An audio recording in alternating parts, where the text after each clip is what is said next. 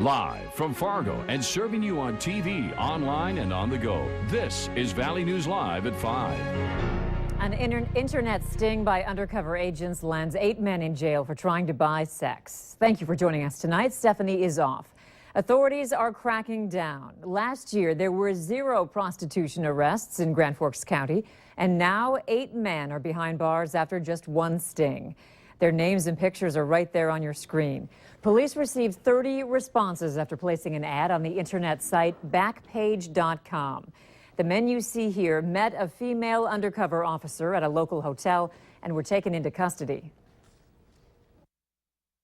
Well, the reason that we do this is we're trying to prevent the other negative effects that come with this sort of activity. You know, there's human trafficking issues, there's some drug uses that usually goes along with this type of thing, so.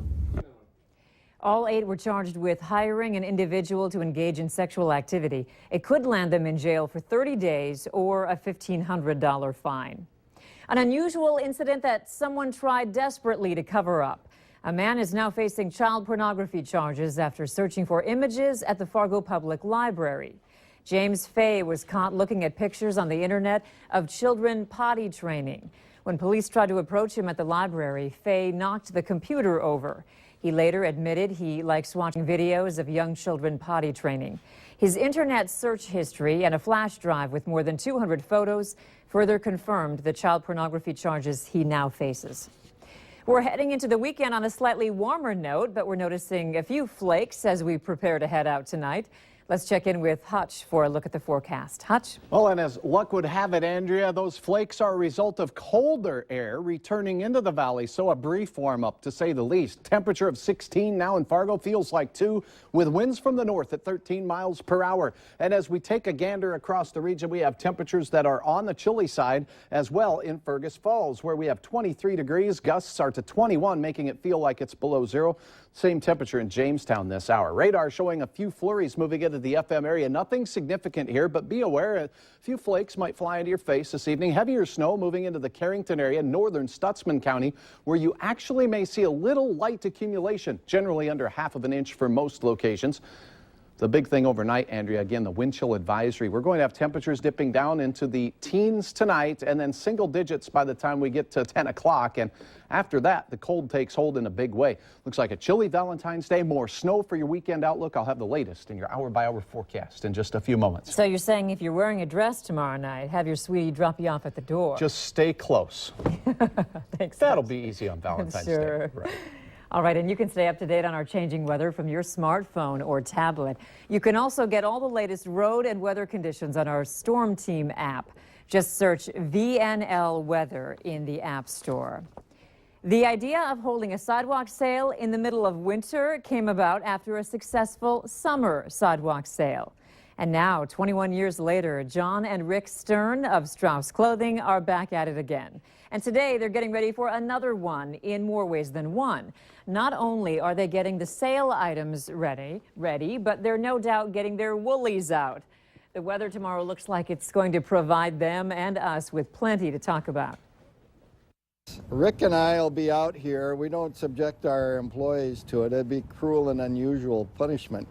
But we'll be out here taking turns selling outerwear, and we're going to bring the jackets out here and some of the sport coats.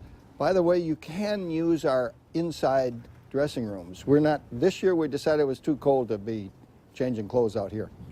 Well, that's good, right? Stern says at the first winter sidewalk sale in 1994, the high temperature that day was 17 below. Moorhead Public Service is warning customers of a payment scam. MPS has been contacted by several customers who have received suspicious phone calls or automated messages attempting to collect payment. MPS uses automated messages for its collection process and calls customers with past due balances, but they do not demand direct payment over the telephone or use threatening tactics to obtain payment. If you receive a call like this from MPS, they say it's a scam and do not provide any financial information. You should hang up, they say, and call their offices. It's Friday and time to get a look at this week's Valley's Most Wanted.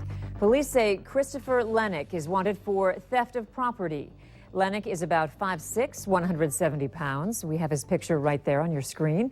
Call your local law enforcement if you have any information on Lennox. And if you need help uncovering fraud and corruption in your community, call our whistleblower hotline and we'll do our best to get to the bottom of it. Call 237-6576 and leave your tip.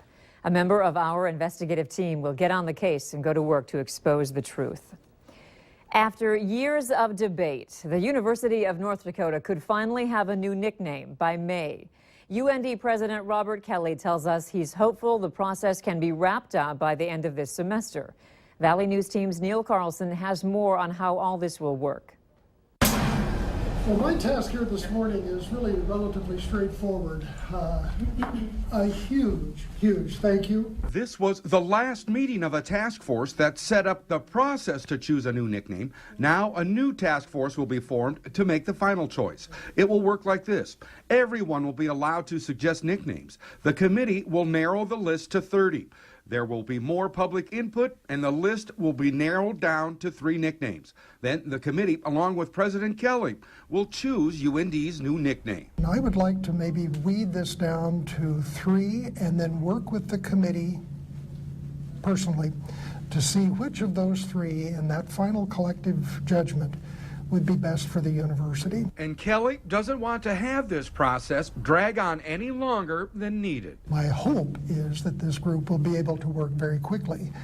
I may even consider trying to have this done by the end of the semester, if that is at all reasonable and possible. I just don't think that it's necessary to go on for years. The athletic director says it's welcome news for teams and fans who've been left with no school name to hang their hats on. It is constantly a challenge, and it'll be great to be able to get that out of the way. And I know for our athletes and certainly for the student population on campus, they really want to be something, and this will give them that opportunity. It appears the debate over UND's nickname, which began in the 1990s, could finally be close to ending. In Grand Forks, Neil Carlson, Valley News Live. Once a nickname is finally chosen, the process to pick a new logo for that name will begin. The power of our community shines bright today as the numbers have come in from Giving Hearts Day. And everyone who contributed deserves a pat on the back because a new record has been set. Nearly $7 million was raised for nonprofits in the Valley. That beats last year's giving by about $1 million, and that's a lot of dough. The 24-hour online fundraiser, where donations are doubled by Dakota Medical Foundation and other area groups, received 30,000 contributions. The money will go to help fund 287 charitable causes around the Valley. Facebook is changing its policy when it comes to users who pass away. The social media site will now let people pick a legacy contact. That's someone who can post one last time after a death. The legacy contact will also be able to respond to new friend requests and update cover and profile photos. Facebook says it made the change in response to thousands of requests. And remember to like Valley News Live on Facebook. You can follow the latest news, weather, and breaking news updates anytime on your feed. Just search Valley News Live, like our page, and then you'll stay informed throughout the entire day. This is a big weekend for both the MSUM men's and women's basketball teams. Both teams take on Minnesota Duluth tonight and St. Cloud State on Saturday. Promotions during both games will be given away, prizes like $1,000 and event tickets. The Dragon men are ranked 9th for Division II schools, and the women need wins this weekend to secure a first-round home contest. 25-2, number 9 in the country with a week left in the season. Regular season is pretty cool. So we're just going to kind of enjoy the moment, but at the same time, we have to just get prepared for the next game and the conference tournament and all those kind of good things. The women's game is tonight at 6 o'clock and the men's at 8. Still ahead tonight, how you can still score a date for Valentine's Day simply by changing your online profile. And the flaky weather makes a February return to the Valley. Cold overnight with dangerous wind chills and some snow for the weekend ahead. Details are next.